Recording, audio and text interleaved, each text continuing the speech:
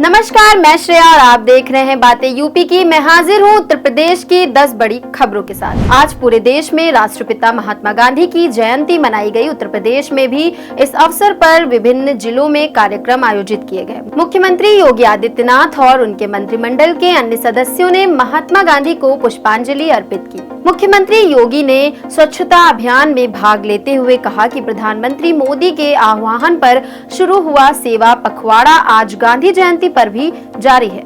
ये अभियान 17 सितंबर को विश्वकर्मा जयंती और प्रधानमंत्री के जन्मदिन से शुरू हुआ था, जिसका उद्देश्य स्वच्छता और सेवा को बढ़ावा देना है। गंगा के कछार क्षेत्रों में अब हरियाली और समृद्धि दिखाई दे रही है। प्रशासन की नई पहल के तहत 31 गांवों के 2660 किसान जैविक खेती से लाभान्वित हो रहे हैं। गंगा किनारे जैविक खेती को बढ़ावा देने के लिए किसानों के समूह बनाए गए हैं, जिन्हें संसाधन मुहैया कराए जा रहे हैं। वर्मी कंपोस्ट यूनिट के जरिए जैविक खाद का इस्तेमाल हो रहा है, जिससे फसल की पैदावार में सुधार हो रहा है। सब्जियां, धान, तिल और अरहर की खेती से किसानों को आर्थिक लाभ मिल रहा है और जैविक उत्पादों की मांग भी बढ़ रही है। रामनगरी अयोध्या में नवरात्रि के मद्देनजर 3 से 11 तारीख तक मांसाहार बिक्री पर रोक लगा दी गई है। खाद्य सुरक्षा और औषधि प्रशासन विभाग ने सभी मांसाहार दुकानों को बंद रखने का आदेश जारी किया है। मुख्यमंत्री योगी आदित्यनाथ ने पुलिस और प्रशासन के अधिकारियों के साथ वीडियो कॉन्फ्रेंसिंग के माध्यम से सुरक्षा व्यवस्थाओं की समीक्षा की और दिशा निर्देश दिए कि धार्मिक स्थलों के पास मांस और शराब की दुकानें न हों, अवैध स्लाटर हाउस बंद रहें और शारदीय नवरात्र के दौरान प्रमुख मंदिरों में सुरक्षा के पुख्ता इंतजाम किए जाएं। उत्तर प्रदेश सरकार ने मुख्यमंत्री युवा उद्यमी विकास अभियान के तहत अगले 10 सालों में 10 लाख सूक्ष्म इकाइयां स्थापित करने का लक्ष्य रखा है। हर साल 1 लाख इकाइयां खोलकर युवाओं को रोजगार से जोड़ा जाएगा। कैबिनेट बैठक में ये फैसला लिया गया है कि पहले चरण में 5 लाख रुपए तक की परियोजनाओं पर अनुदान दिया जाएगा। ओबीसी, एससी, एसटी, दिव्यांगजन और पिछड़े क्षेत्रों के लाभार्थियों को 10% अंशदान के साथ ऋण पर ब्याज अनुदान मिलेगा। 4 सालों तक 100% ब्याज अनुदान का प्रावधान है, जिससे युवाओं को रोजगार के नए अवसर मिलेंगे। उत्तर प्रदेश के समाज कल्याण राज्य मंत्री असीम अरुण की पहल पर वरिष्ठ नागरिकों के लिए पूरे प्रदेश में डे केयर सेंटर बनाने का फैसला लिया गया है।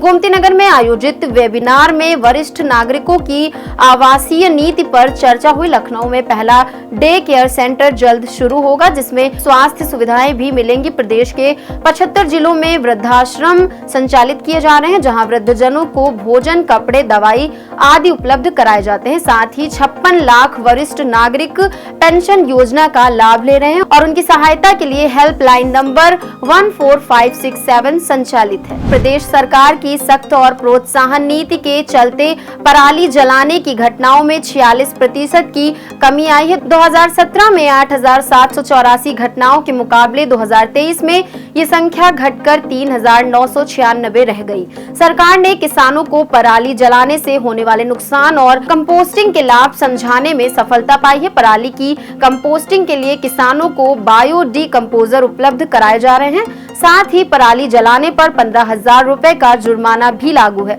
सरकार की इस नीति से पर्यावरण संरक्षण और खेती की लागत में कमी के साथ साथ फसल की उपज में भी सुधार हो रहा है। आगामी त्योहारों के दौरान कानून व्यवस्था बनाए रखने के लिए मुख्यमंत्री योगी आदित्यनाथ ने पुलिस अधिकारियों को सतर्क रहने और शरारती तत्वों पर कड़ी नजर रखने का निर्देश दिया है।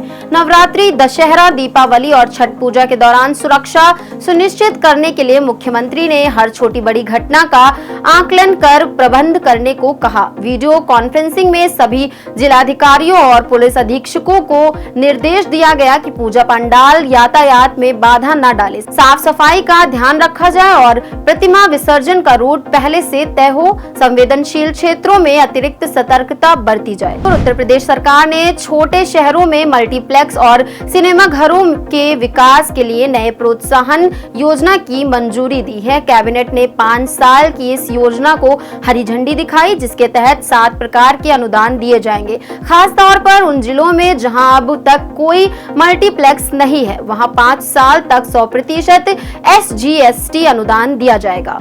इससे बंद सिनेमाघरों को फिर से शुरू करने और नई मल्टीप्लेक्स के निर्माण को बढ़ावा मिलेगा। प्रदेश के 39 जिलों में मल्टीप्लेक्स नहीं है। इस योजना से रोजगार के नए अवसर भी पैदा होंगे और आर्थिक विकास को गति मिलेगी। उत्तर प्रदेश में अब 250 लोगों की आबादी वाले मंजरों को भी पक्की सड़क की सुविधा दी जाएगी। मुख्यमंत्री योगी आदित्यनाथ ने निर्देश दिए हैं कि सभी गांवों, कस्बों और मंजरों तक सड़कें पहुंचाई जाएं। इसके लिए सांसदों और विधायकों को अगले 15 दिन में नई सड़कों, बाईपासों और पुलों के निर्माण के प्रस्ताव तैयार करने के लिए कहा गया है। मुख्यमंत्री ने धार्मिक और ऐतिहासिक स्थलों की सड़कों के चौड़ीकरण को भी प्राथमिकता देने का आश्वासन दिया है। सड़कों को गड्ढा मुक्त करने का अभियान 10 अक्टूबर तक धार्मिक स्थलों के लिए और 31 अक्टूबर तक पूरे प्रदेश में पूरा करने के निर्देश दिए गए हैं। और प्रदेश सरकार ने 4 लेन आउटर रिंग रोड के निर्माण प्रक्रिया को आगे बढ़ाना शुरू कर दिया है। रैथा अंडरपास से पीएम मित्र पार्क तक 14.28 किलोमीटर सड़क को 4 लेन बनाया जाएगा, जबकि IIM से रैथा अंडरपास का कायाकल्प भी किया जाएगा। इस परियोजना का कुल लागत 139.56 करोड़ रुपए है, जिसे लोक निर्माण विभाग की देखरेख में पूरा किया जाएगा। पीएम मित्र पार्क जो मलिहाबाद के अटारी गांव में विकसित हो रहा है, 1 लाख लोगों को रोजगार देगा। ये परियोजना क्षेत्र की कनेक्टिविटी को बेहतर बनाएगी, जिससे लखनऊ और अन्य जिलों के बीच बेहतर संचार संभव होगा। तो ये थी दिन भर की 10 बड़ी खबरें। ऐसी ही खबरों को देखने के लिए देखते रहें और करते रहें बातें यूपी की। धन्यवाद।